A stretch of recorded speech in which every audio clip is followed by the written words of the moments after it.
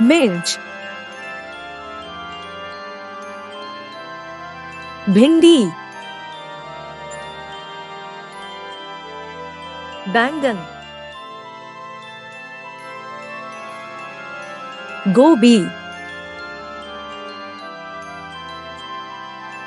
बंद गोभी, आलू,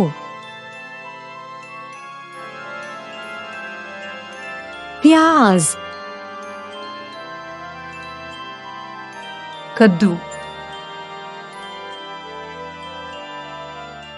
शिमला मिर्च,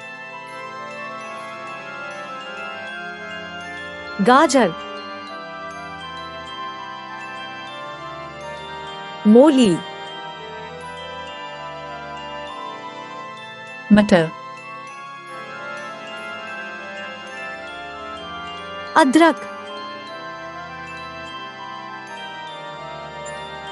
लहसुन,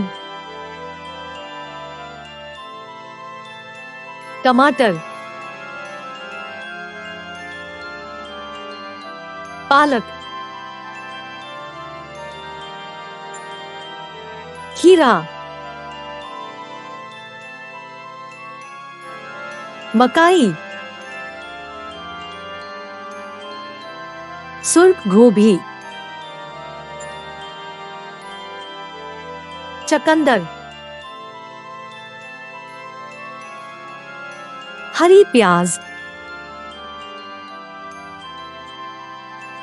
शकरकंदी, जोंक, मीठा आलू,